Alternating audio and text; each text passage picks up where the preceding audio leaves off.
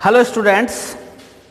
तो आज जो हमारा स्ट्रक्चर ऑफ एटम में नेक्स्ट टॉपिक है वो नेक्स्ट टॉपिक है हमारा हाइजेनबर्ग्स अनसर्टेनिटी प्रिंसिपल। क्या नाम है टॉपिक का? हाइजेनबर्ग्स अनसर्टेनिटी प्रिंसिपल।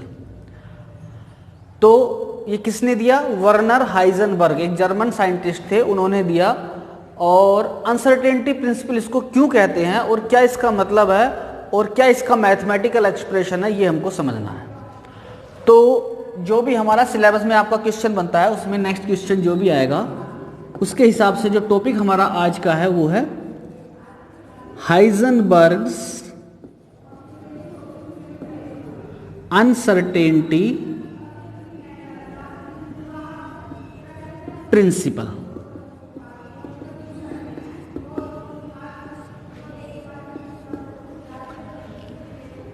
अब इस अनसर्टेनिटी प्रिंसिपल को समझने के लिए मतलब इसका जो डायरेक्ट लिंक है वो इससे जो प्रीवियस वीडियो हमारी थी वो थी किससे रिलेटेड थी? वो थी हमारी डी ब्रोगली इक्वेशंस थे।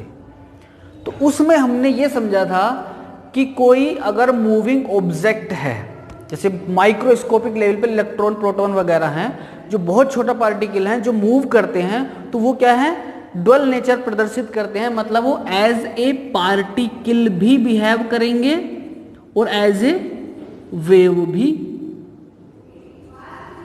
बिहेव करेंगे।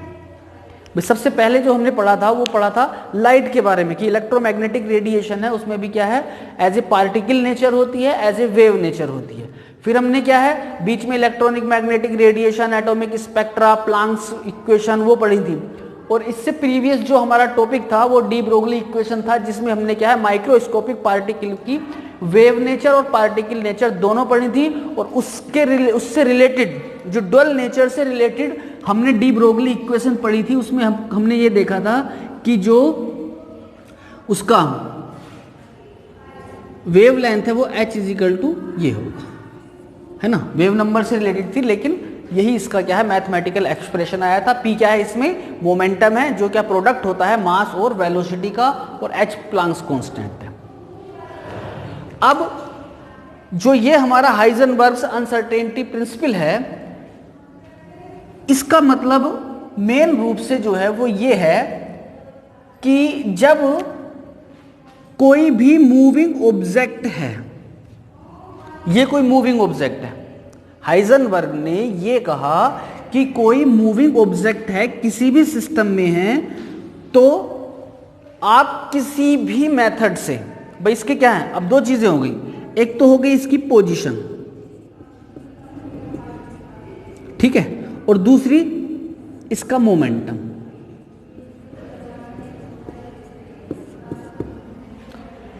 तो हाइजेनबर्ग ने ये घोषणा की, ये प्रेडिक्शन किया कि आप इस मूविंग ऑब्जेक्ट की पोजीशन और मोमेंटम साइमल्टेनियसली एक्यूरेट नहीं नाप सकते। साइमल्टेनियसली एक्यूरेट नहीं नाप सकते। एक्यूरेट क्या है? आप नहीं इनकी वैल्यू फाइंड कर सकते। क्या मतलब हुआ जी इसका? इसका मतलब यह है कि अगर ये मूविंग ऑब्जेक्ट है, बहुत तेजी से माइक्रोस्कोपिक पार्टिकल है, ये घूम रहा है, तो अगर आप इसकी पोजीशन नापोगे एक्यूरेट, तो आपकी क्या है मोमेंटम में अनसर्टेनिटी आ जाएगी, ठीक है। और अगर आपने मोमेंटम बिल्कुल एक्यूरेट नाप लिया तो पोजीशन में अनसर्टेनिटी आ जाएगी। लेकिन आप किसी भी सूरत में दोनों की वैल्यू एक्यूरेट नहीं नाप सकते, ठीक है। फिर इस पर क्या है काफी विचार मंथन हुआ और ये बात निकल के आई कि ये जो है ये ऐसी बात नहीं है कि कोई हमारे साथ क्या है, हमने कोई ऐसा एपरेटस डेवलप नहीं किया या ये हमारी इनकैपेबिलिटी है कि हम इनको नाप नहीं सकते। ये क्या है? ये एग्जिस्टेंशियल नेचर है। नेचर क्या है? क्योंकि हमारी क्या है ड्यूअल नेचर की वजह से डी ब्रोगली इक्वेशन ने जो घोषणा की थी, कहीं ना कहीं इस चीज की जो जड़ है वो यहां है, ठीक है। तो आपको हाइजेनबर्ग अनसर्टेनिटी प्रिंसिपल में ये डेफिनेशन में ये ध्यान रखना है कि आप किसी मूविंग ऑब्जेक्ट की पोजीशन और मोमेंटम दोनों एक साथ नहीं नाप सकते, ठीक है। तो ये तो है हाइजेनबर्ग अनसर्टेनिटी प्रिंसिपल। दूसरी बात आपको इसमें समझनी है इसका मैथमेटिकल एक्सप्रेशन। क्या समझना है? Mathematical expression. मैथमेटिकल एक्सप्रेशन जो है वो सिंपल है।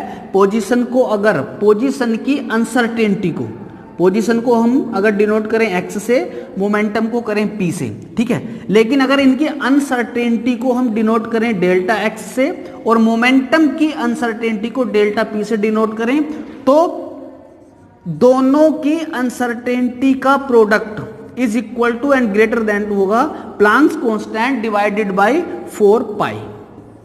This is the mathematical expression for Heisenberg uncertainty principle, in which momentum's uncertainty and position's uncertainty is equal to greater than h upon by 4 पाई। ठीक है, ये मैथमेटिकल एक्सप्रेशन आपको ध्यान रखना है। तो हाइजेनबर्ग अनसर्टेनिटी प्रिंसिपल में आपको दो चीजें ध्यान रखनी है कि दोनों को एक चीज हम एक्यूरेट नहीं नाप सकते साइमल्टेनियसली, और इसका मैथमेटिकल एक्सप्रेशन ये होगा। ठीक है, ये आपको सिलेबस के हिसाब से इसमें इतना ध्यान रखना है। इसी से रिलेटेड और क्वांटम मैकेनिक्स से रिलेटेड और सिलेबस में नेक्स्ट क्वेश्चन से रिलेटेड हमारा जो टॉपिक है वो है क्या? Schrödinger's equation. क्या है? श्रोडिंगर इक्वेशन, और इसको हम श्रोडिंगर्स वेव इक्वेशन भी बोलते हैं। ठीक है, ये ई श्रोडिंगर ने दी 1926 में ये इक्वेशन आई, और ये क्या है? साइंस के जगत में, विज्ञान के जगत में एक, और ये जो आपकी मॉडर्न केमिस्ट्री फिजिक्स है और ये जो आपकी क्वांटम फिजिक्स है, उसके लिए आप इसको माइलस्टोन कह सकते हैं। बेसिक क्या है, इसकी फाउंडेशन कह सकते हैं, क्योंकि इसी के आधार पर जो अनसर्टेनिटी थी, ड्वेल नेचर थी, उसकी जो मतलब वैल्यू के लेवल पर और एक डेफिनेट लेवल पर जो फॉर्मुलेशन हुआ वो इस इक्वेशन में हुआ। क्या मतलब हुआ इसका? इसका मतलब ये हुआ कि ये जो बात थी कि कोई चीज घूम रही है, उसकी पोजीशन और फिर उसके मोमेंटम में अनसर्टेनिटी, उसकी एनर्जी कैसे निकलेगी, क्योंकि एटॉमिक स्ट्रक्चर से रिलेटेड काफी क्या हो गई थी, डिस्कवरी हो गई थी। इलेक्ट्रॉन की खोज हो गई थी, प्रोटॉन की खोज हो गई थी, उनकी एनर्जी लेवल क्या है जो बोर के एटॉमिक मॉडल में आई थी। इन सब जटिलताओं को क्या है, सोल्व करने के लिए एक प्लेटफॉर्म किसने दिया? Schrodinger equation. तो श्रोडिंगर ने क्या कहा? श्रोडिंगर की जो इक्वेशन आई उसके सॉल्यूशन के माध्यम से हम क्या है, बहुत सारी वैल्यूज निकाल सकते थे कि किसी मूविंग पार्टिकल की जिसकी एनर्जी क्या है। अभी बोर ने क्या कहा था? बोर ने ये कहा था कि कोई भी इलेक्ट्रॉन अगर एटम में घूम रहा है वो क्या है, उसकी एनर्जी डेफिनेट होती है। अब उस एनर्जी की वैल्यू कैसे निकाली जाए, उसकी पोजीशन क्या हो एटम में, इस चीज के लिए बहुत कंफ्यूजन था। ठीक है, तो इस चीज के लिए जो लॉजिकल सिक्वेंशियल फाउंडेशन बना वो श्रोडिंगर इक्वेशन से बना। श्रोडिंगर ने क्या कहा? श्रोडिंगर ने ये कहा कि अगर कोई जैसे पार्टिकल है इलेक्ट्रॉन, ठीक है, माइक्रोस्कोपिक पार्टिकल है इलेक्ट्रॉन, वो क्या है, घूम रहा है, जैसे एटम के न्यूक्लियस के चारों तरफ घूम रहा है। ठीक है, तो वो क्या है, पार्टिकल तो है ही, वो वेव नेचर में भी रिवॉल्व कर रहा है। अब उसकी एनर्जी डेफिनिट है और उसकी पोजीशन भी क्या है, कहां है। इस चीज के लिए उसने क्या कहा कि अगर कोई भी पार्टिकल है, मूविंग ऑब्जेक्ट है, और उसका मास मान लीजिए m है, ठीक है, और वेव के अकॉर्डिंग 3 डायमेंशनल में x y z क्या है, 3 कोऑर्डिनेशन मान लें, ठीक है। तो उसने जो इक्वेशन दी इससे रिलेटेड, और पूरे सिस्टम की एनर्जी क्या है, E है, V क्या है, इसका पोटेंशियल एनर्जी है, ठीक।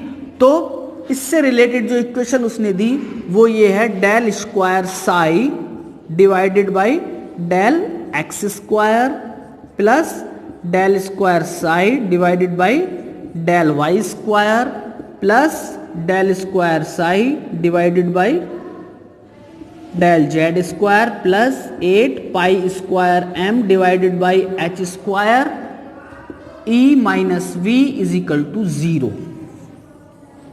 This is the Schrodinger equation.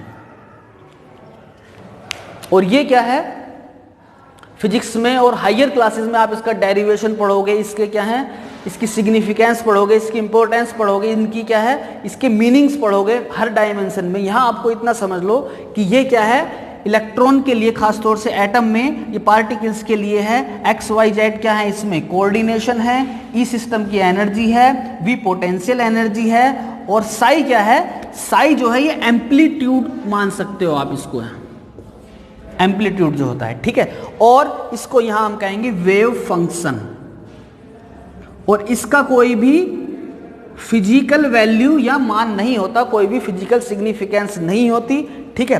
X क्या है, हमारे कोऑर्डिनेशन वो है, ई क्या है, एनर्जी है, और वी क्या है,